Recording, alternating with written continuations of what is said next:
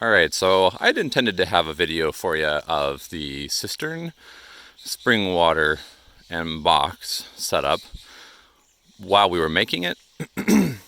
Turns out my video camera had other ideas, so here we are after the fact, just showing you guys what we've done as far as the replacement for the wall and the box itself for what's supplying our house, and then also what's going to be supplying water when house water is full as an overflow, gravity fed downhill to the orchard cisterns. So you can see the outflow on this. This is the actual spring box, like a little capture for it, sedimentary capture. You can see that it's got a pretty darn good flow going on the left side there. On the right side, so that is currently feeding just a little trickle of water over to the current house supply, which is off of a pump. You can see a little shed over there, kind of, sort of. It's a green shed, so maybe not very well, but just right over there. And it kind of comes, let's see if I can spot the pipe here, comes along like this and around and over to there. And believe it or not, that's pretty much to level.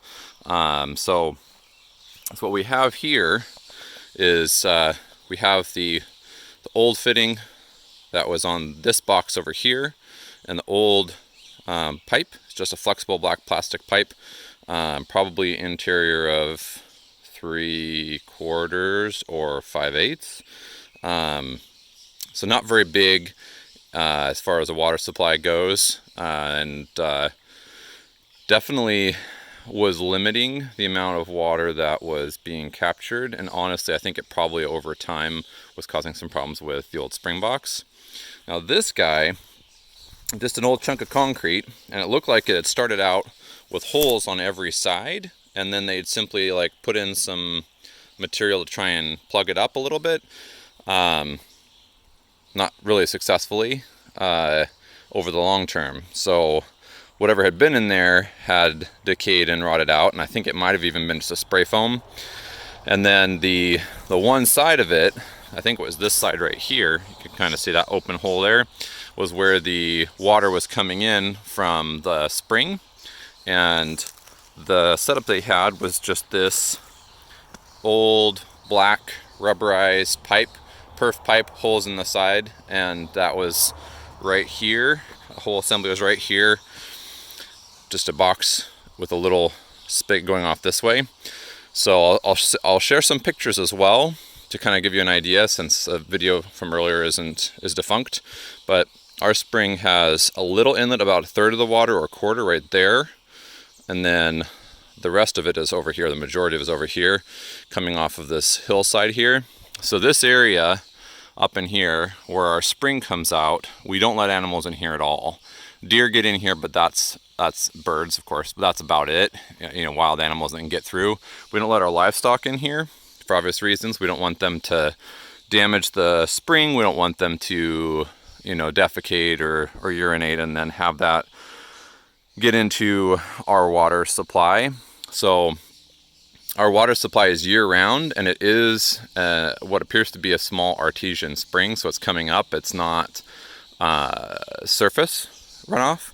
So what we've built here, I bought these. They're made by a company called Carolina Water Tank, and I bought these from Practical Preppers online. The fellow who had kind of done a great job, and not just myself, for a lot of people, of introducing the idea of the ram pump to the modern audience, I guess, if you would say, and then just giving everybody like how to build it, you know, how it works, the math of it, is a fellow on YouTube known as Engineer775. So just a quick shout out to him and his company. They did an awesome job of getting this product to me quickly, even though they're very busy right now.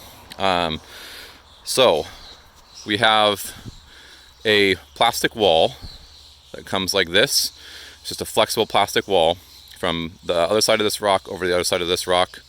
We took some thick, largely water impervious clay, and we put the wall in, and then we put it on either side of the wall going around it.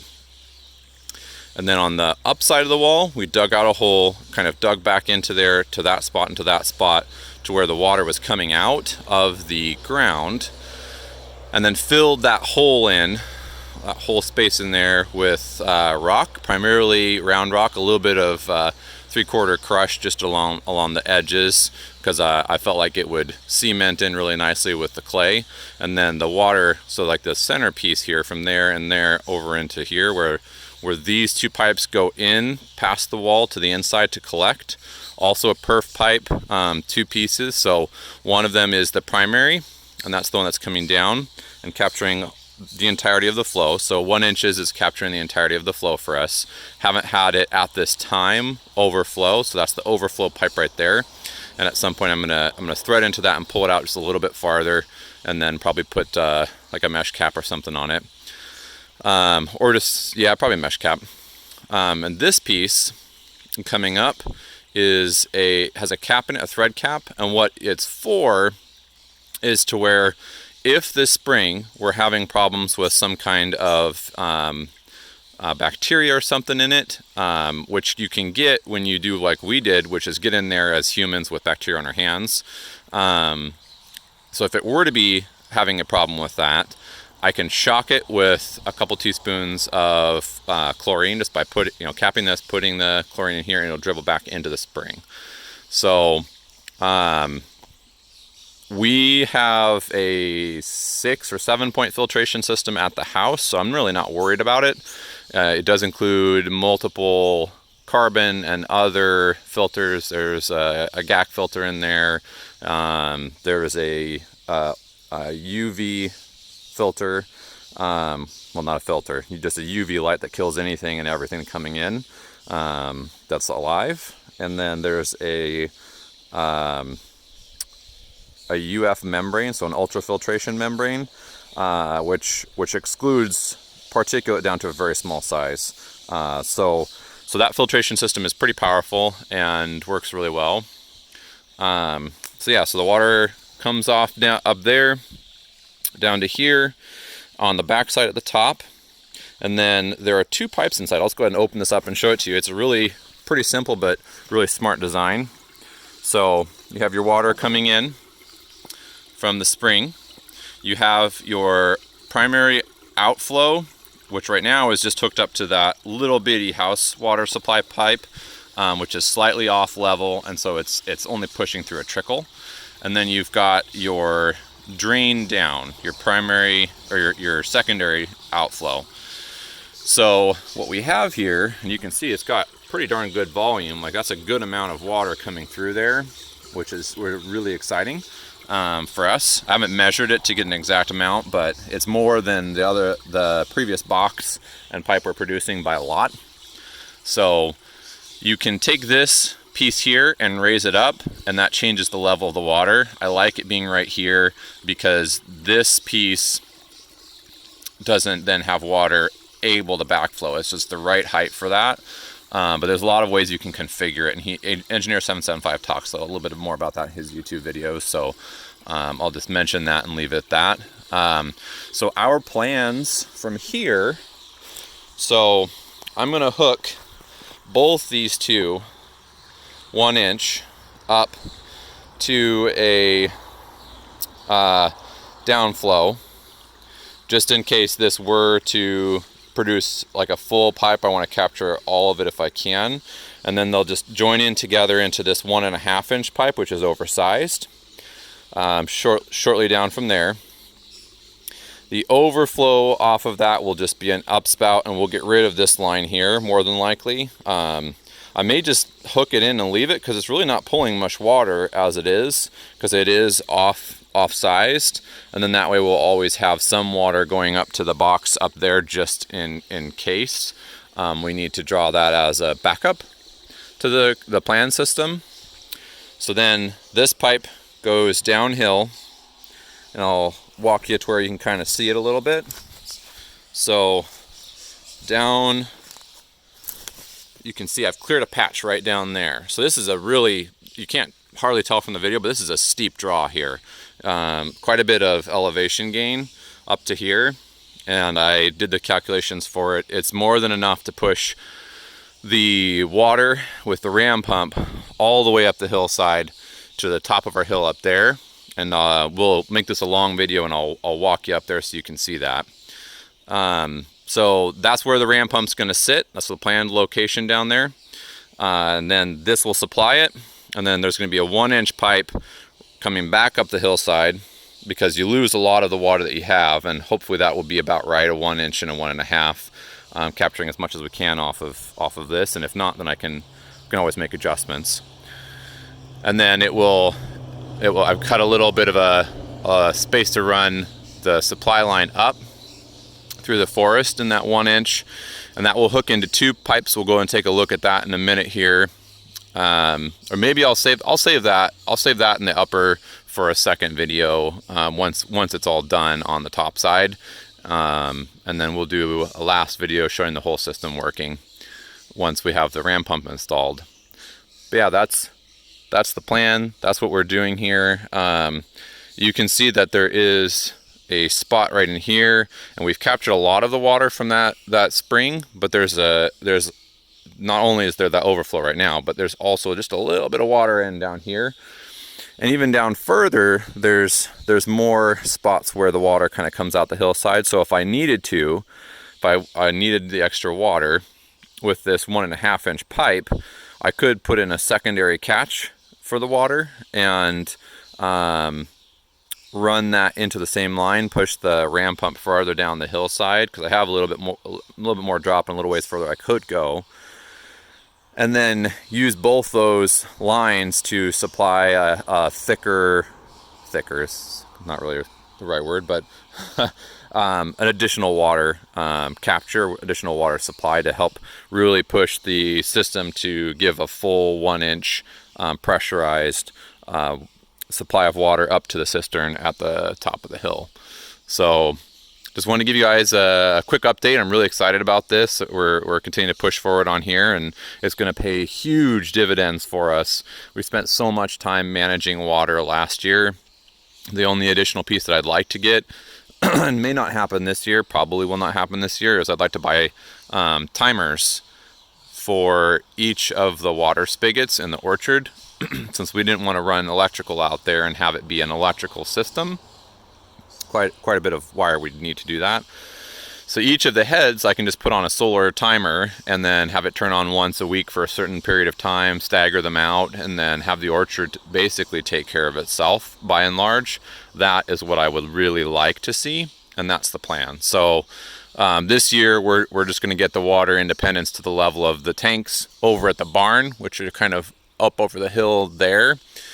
Will be supplied by the tank up there off of that overflow from this whole system here.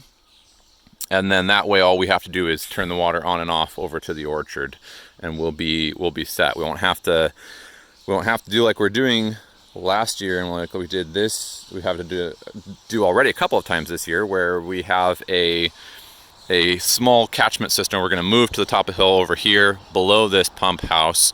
The excess water currently is going down to there, and then we're using basically a high powered short distance water transfer pump to push the water up and over into the barn, up through the barn into those cisterns.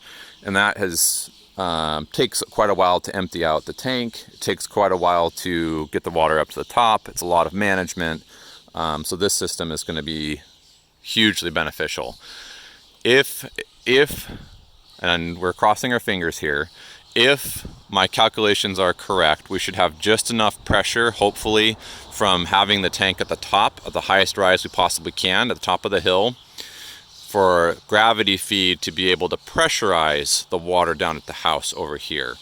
So fingers crossed on that, and we'll keep you updated as we get everything hooked in and we test it. But that's the goal, that's the plan, that's what we want to be able to see, is to have that super added benefit, and to be able to really, have that as a just a big added benefit for the property. So there's a couple of other potential things we may do. I haven't determined 100% yet. We may, if we put in ponds, I may take a small ram pump and a small water drain off of the main tank that's just always going, you know, like just a little baby, like supply line of maybe a 1/2 inch or 3/4 of an inch going to a 1/2 inch ram pump, just a little bitty one. And then that way we should have more water coming up from this system than we will draw off in that system. And then the ram pump itself, we can put above where we want to put one pond up here, and then that way it will drain the excess water, because ram pumps drain off part of the water just as part of their natural function. And then that water will go into a pond. So basically have the ram pump like at the edge of the pond, and then push it up and over to another pond at the top of the hill on the far side when we get that put in. So there's a lot of potential to this system. And it's really just a matter of getting it all hooked up and then finding out, you know, what it is going to do for us. So really excited about that. Really excited to get to show everybody, you know, what we have going on here, what our plans are, and to get this going so that you guys can see it. So, all right, and that's enough for now. We'll catch you on the next one.